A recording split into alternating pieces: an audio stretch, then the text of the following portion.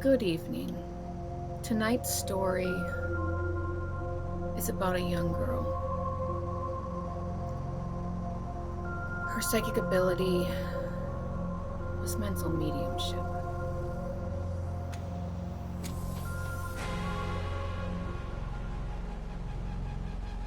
Mental mediumship is best described as when a psychic is able to communicate with spirits that are both here and haven't crossed over, and spirits that have crossed over into the afterlife.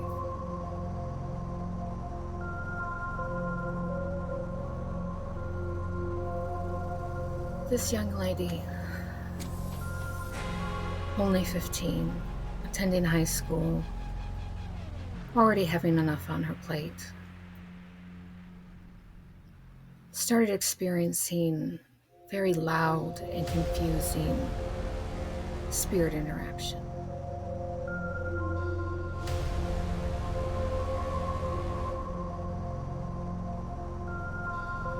It was quite distressing to her because she didn't know what was going on, and she couldn't understand what the spirits were trying to say. Her moment was when her grandfather passed away. He had been a very regular presence in her life up until that point. Her grandmother passed away when she was quite young. She didn't remember her, but her grandfather was kind of her best friend, kind of her world.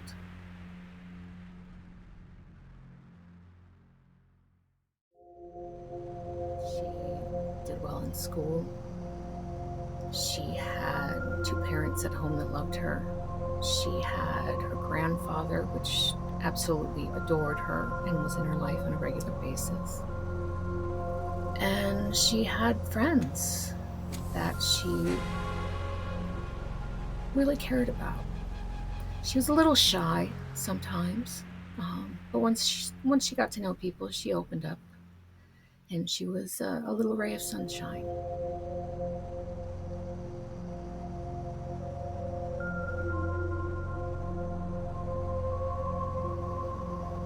But when her grandfather passed, things for her got very confusing and very dark.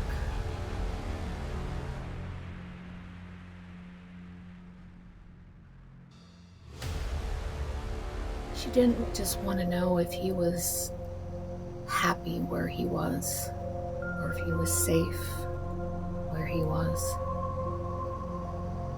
She wanted to see him again with all her might, with all her soul.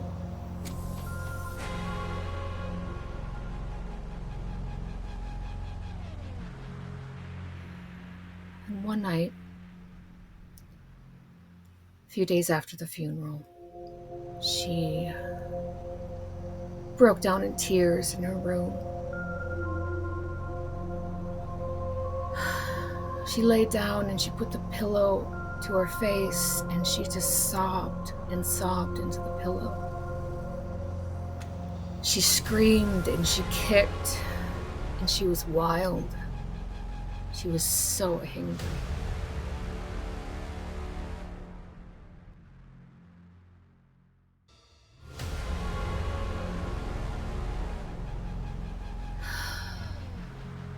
In that moment, a little part of her broke. But also in that moment, a little part of her opened up. It was her wish. It was a pigeonhole through the veil that separates the worlds between the living and the dead.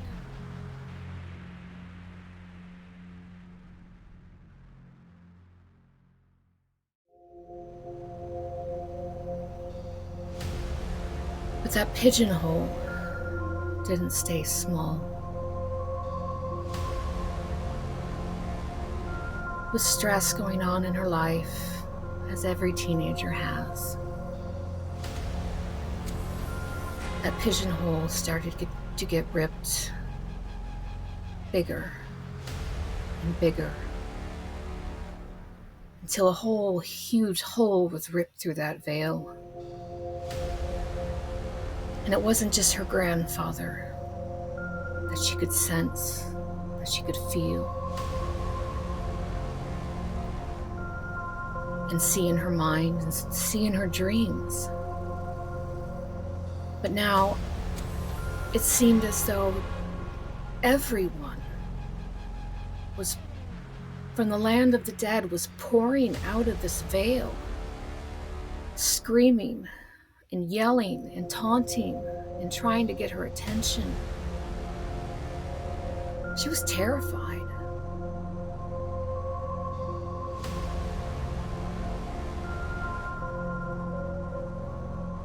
She could see her grandfather off to the side, often, vaguely upset, screaming to her like he had something to say, but he just couldn't get it out. She couldn't hear him over everything else. It was just so overwhelming to her.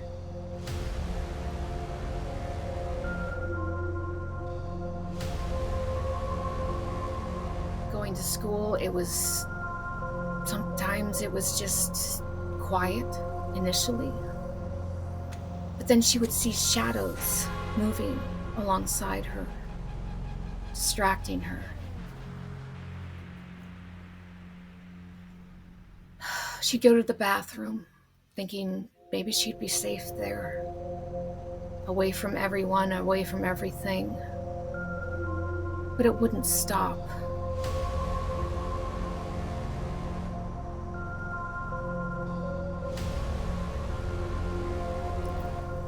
At first she kept this to herself, but eventually it got so bad she started saying she was sick and she couldn't go to school. So of course her mom and dad started to get concerned. Fortunately, they had the kind of relationship where she felt she could be honest, and she told her mom and dad what was going on, to the best of her ability to explain such a thing. Her mom started poring over the internet, trying to figure out what was going on with her daughter.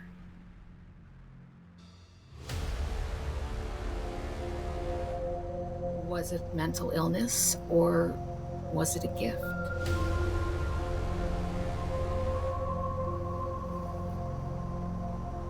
Her mom read about mediumship, and she explained it to her daughter. And the daughter, she didn't care what it was. She just wanted it to stop. That's all she wanted. She wanted the deafening noise and overwhelming sensations and emotions to just stop. She felt like she was hiding in a small room with people banging on the doors constantly, rattling the handles, trying to get in.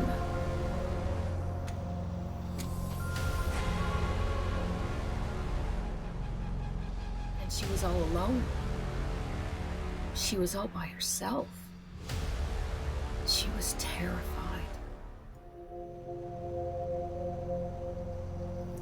It was so intangible, so non-corporeal. It was like mist. She couldn't control it.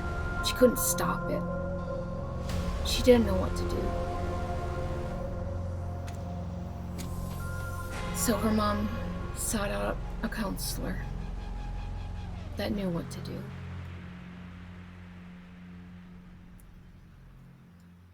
When she first came through my door, I could feel her anxiety. My hands almost shook, feeling how scared she was. Not because where she was, but because of her grandfather in the corner screaming. Like you scream in a dream, but no sound comes out. His image shifting in and out of focus.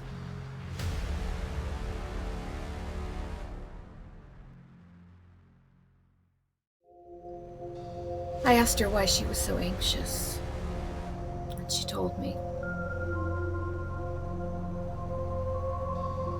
She said her grandfather was in the corner. She pointed, and she explained. And I asked her how it was during her day, especially in the evenings as well. And she told me, and I knew.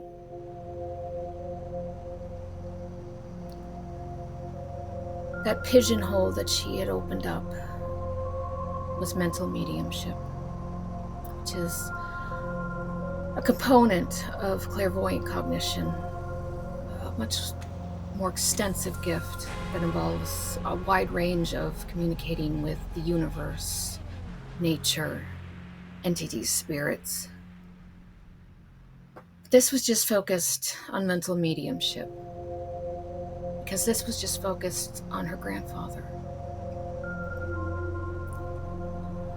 Initially, until everything just broke loose.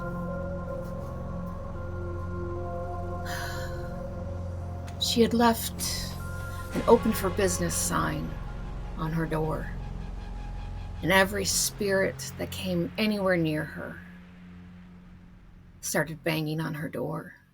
They knew she could see them, feel them, sense them.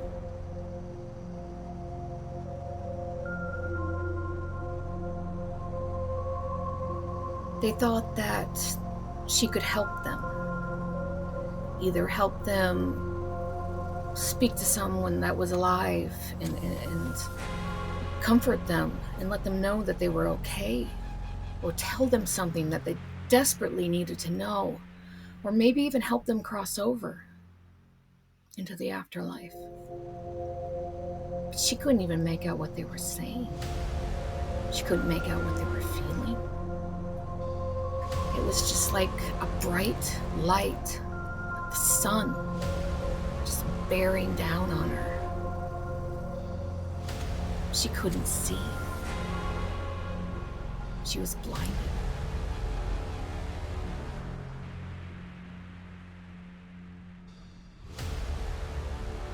She wanted to push them back. She wanted to silence them. She wanted them to go away. But she didn't know how. Lucky for her, someone did.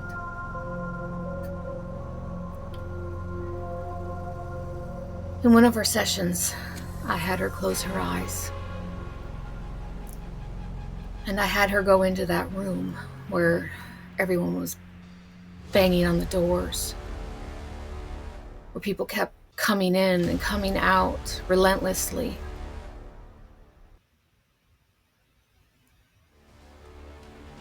And I told her to shut the doors, to slam those doors shut, lock them tight, pull the curtains, darken that room, push it all away. And I told her to yell out, "Leave me alone."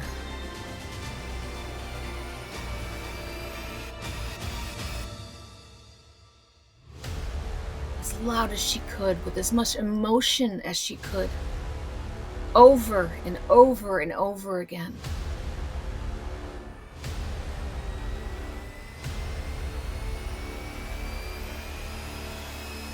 And things went quiet.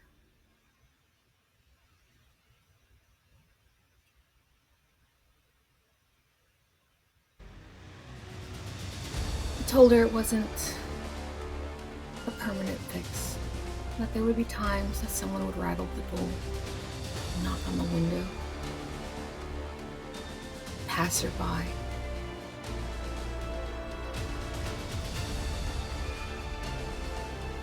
But that she could tell them at any time to leave her alone, or Maybe later, not right now.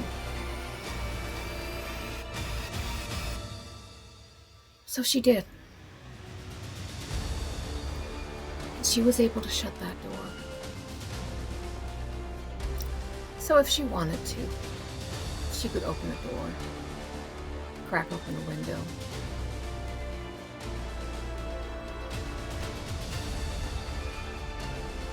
And she could hear them.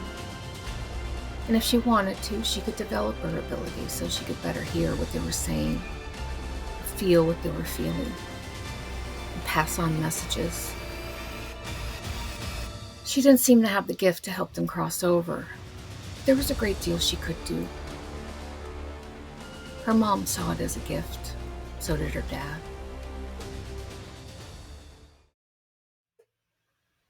But she didn't see it that way. She saw it as a curse. She just wanted to be normal again. She didn't want this. This wasn't for her.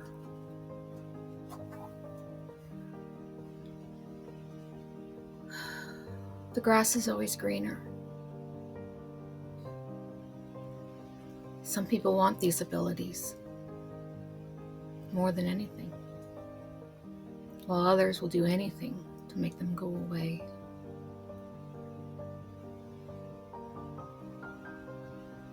So they went away.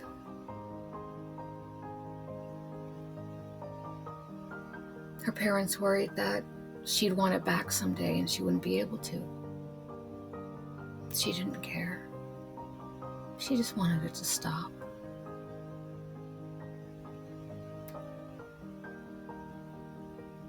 And she went on with her life. And she went back to being a normal teen.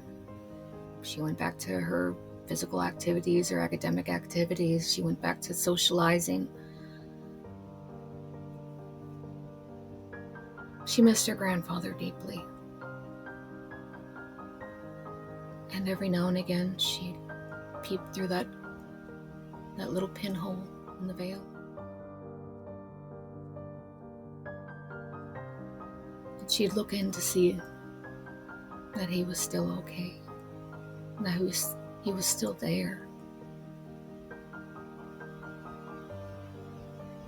But then she'd close it right back up because she didn't want to deal with what was going to happen, could happen. She could have pursued her ability when life was a little less stressful, learned different types of methods to deal with emotions, organize emotions, name them, put them in place.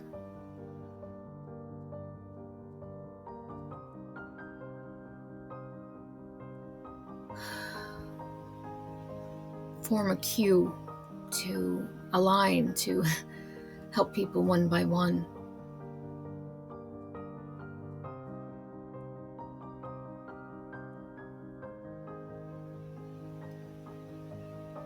But she didn't want to feel them anymore. She didn't want to see them. She didn't want to know where they were or where they weren't.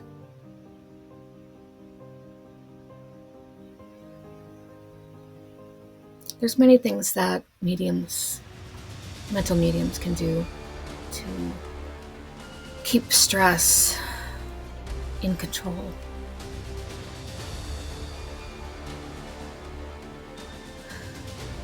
Emotion maps. Being able to identify complex emotions. Mind maps. Being able to understand complex ideas and thoughts, messages.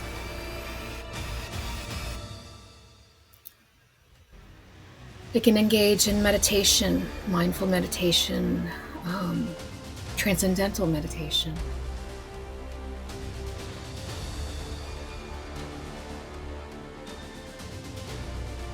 They can work with spirits in their dreams when their minds are most open to the experience.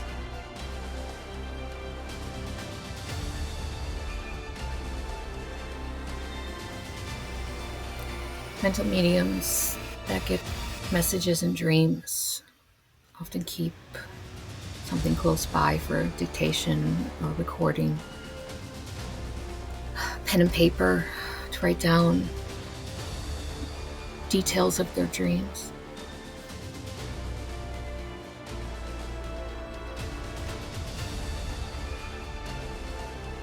There's also physical activity. Any type of physical activity helps. But these types tend to like things that are outdoors, out in the sun, hiking, and dance, whether it's choreographed or just freestyle.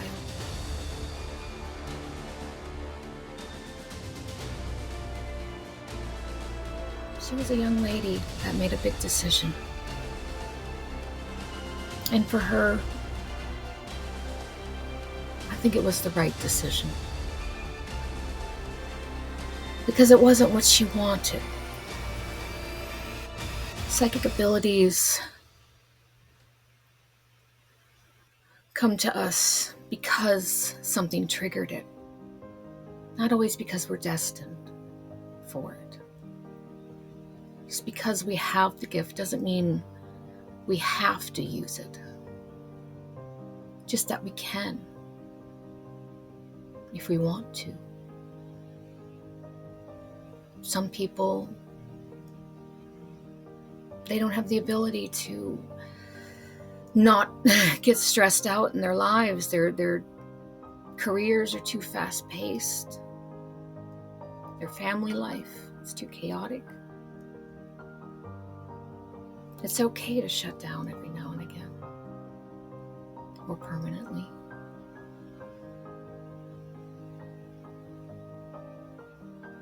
For me, I remember that sad little girl that walked through my door, confused and scared. But when she walked out that door for the final time, she had a smile on her face.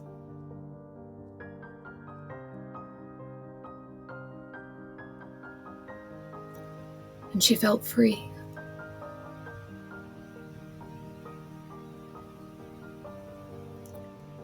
She knew that another world existed, just beyond the veil.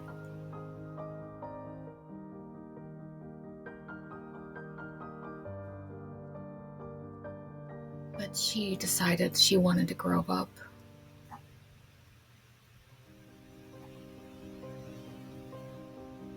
Without that veil being torn down. So she did. She finished high school and she went out to college. And she had a normal life. But that's another story.